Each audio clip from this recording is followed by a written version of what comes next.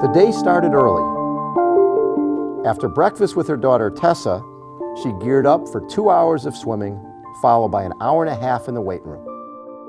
It's time for Dara Torres to go to work.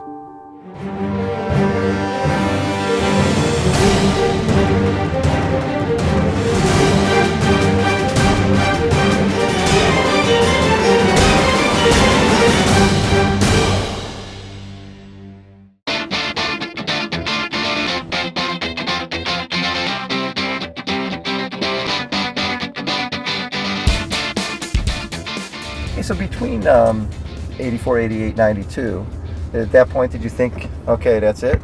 Absolutely. I mean, you're 25 years old. People are calling you grandma at 25. They are, especially in swimming. People are, yeah, because people are like 14, 15 years old. I know. And you know, you didn't really typically see athletes out of college, at least in the sport of swimming, competing. You know, you got done with college and you moved on to your life. After 92, it's like, I'm done. Oh, Totally done. So, and what got you back?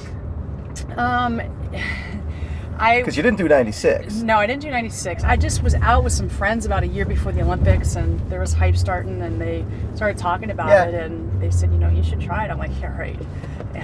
But you'd still been swimming, and you... No, I hadn't swum at all. Really? I did nothing. From between 92 and basically nothing. 2000. Yeah. When that thought got in my head, I couldn't get it out, and then it just kind of snowballed from there, and I just decided to go for it. This is the Coral Springs Aquatic Center, a place where Dara Torres feels the most at home and where she spends at least 20 hours training in a typical week.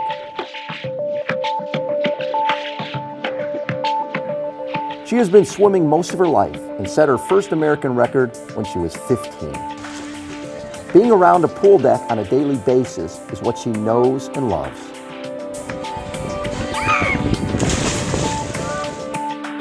Today's session in the pool will be 2 hours long, and the focus will be on strength and power.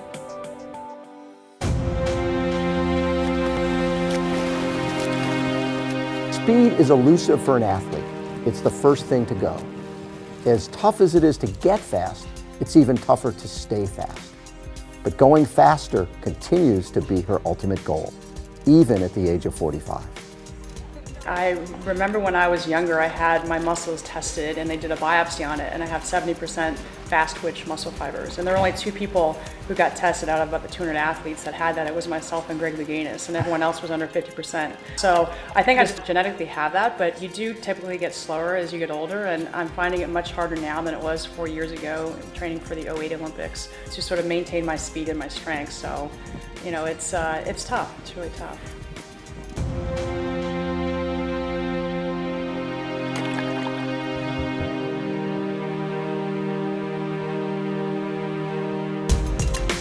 One of the things we do is called cords, and it looks like a bungee cord. It has a belt that ties around your waist, and you basically swim out against the resistance of the cord. And a lot of times we use a snorkel just to keep our head positioned. Because what happens is when you're doing something with resistance, your stroke gets a little bit out of whack. So the more you can try to keep it in tune the way you normally swim, the better it is for you.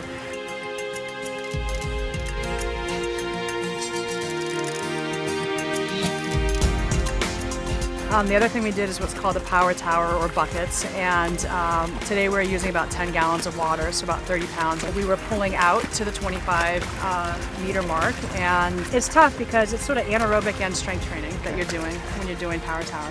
It was a hard workout. I'm pretty tired, but I still have a good probably hour and a half, 2 hours in the gym, and then some Kihara stretching. After you're done here, how do you recover? Well, actually, right when I get out of the pool and I finish showering and get dressed, I have low-fat chocolate milk. I drink about half of it. And then when I go in the gym, I still have a lot to do in the gym. I'll sort of drink it throughout the gym just for recovery and to get some protein and sort of replenish my muscles. So while you're working out, you drink chocolate milk? Yep. That's awesome. That is really cool. So we're off to the gym. We're off to the gym. Love it. You ready to lift? I am ready to lift. I'm going to bench press a Buick. To stay strong and powerful, it all begins and ends with her core.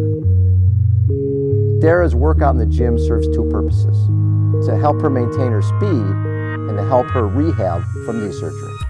I started off with my cords that I do. They're supposed to mimic swimming. It's Right. more typical strength training to get your stroke stronger. I did about 20 minutes of that. And then I went through my typical gym workout, which involves using a lot of different muscles at once. I don't do very specific weight training for specific muscles. I try to get all my body involved when I'm doing the exercises.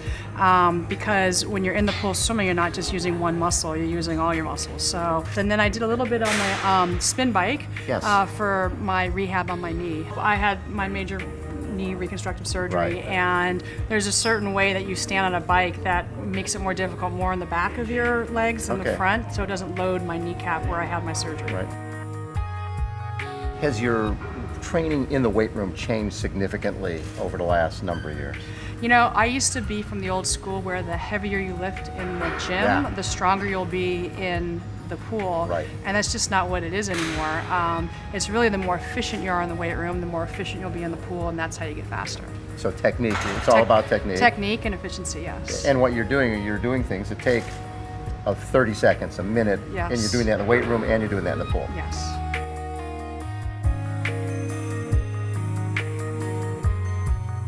Think it's time for lunch? Oh, I'm so hungry. Just wait till you see what I eat. I can't wait. Let's go. All right. To keep the machine going, refueling is the name of the game. Next up, Dara Torres takes us to her favorite local restaurant, Diane's Country Kitchen.